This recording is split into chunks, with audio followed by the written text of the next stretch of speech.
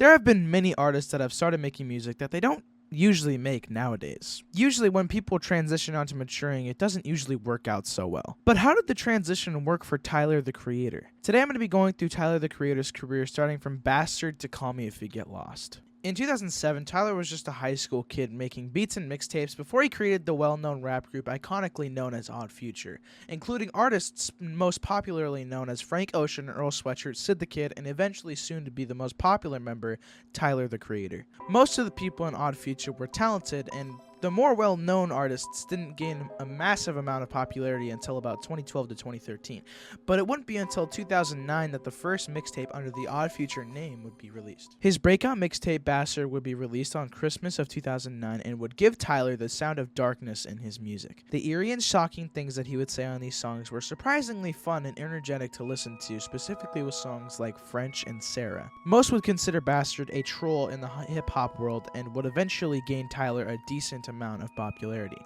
and was never released on Spotify due to sample clearance issues. But the success from Bastard would be nothing compared to the success he got on his debut album in 2011.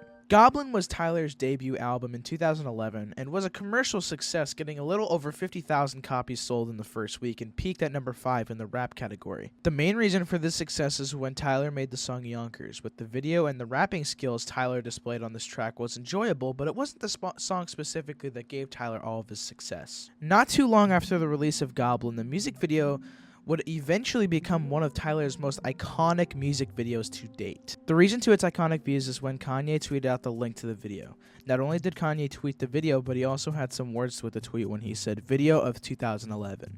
Which is what people automatically assumed that was when Tyler was put on the map in 2011 and began the path to his success. Wolf would be considered nowadays as the maturing of Tyler the Creator because of the great instrumentals and rapping displayed all over the album. This record wouldn't be his most successful, but would end up being considered his best album of his 3 album runs.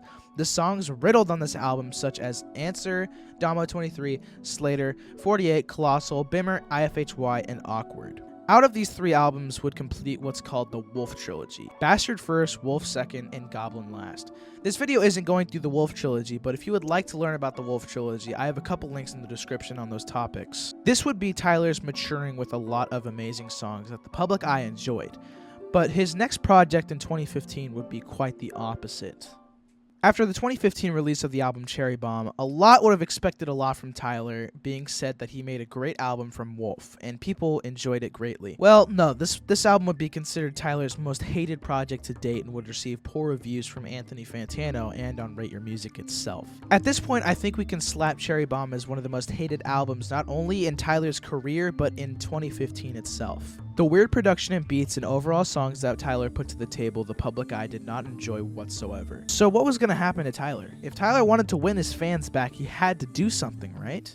Flower Boy would be Tyler's real maturing. Instead of dark, edgy rapping about kidnapping the neighbor's daughter, it would be Flowers and Little Fruity. Flower Boy debuted at number 2 on the US Billboard 200 and sold over 70,000 copies. At this point, Tyler had done it. He had completely transitioned his music from dark edginess to lighthearted music about November and kissing white dudes. This, without a doubt, was Tyler's most successful album to date and considered one of his best albums of 2017, being nominated a Grammy but got snubbed by Kendrick Lamar's Damn. Without a doubt, an impressive transition that most considered his best to date, but this wouldn't be where Tyler stopped his great work. At this point, I don't have to mention the album for people to know. Igor was just another commercial success and was for a while his most popular album to date with songs such as Earthquake, New Magic Wand, I Think, Gone Gone Thank You, and Are We Still Friends. Igor had debuted at number 1 on the US Billboard 200 and sold over 74,000 records first week of its release, and was Tyler's first number 1 album.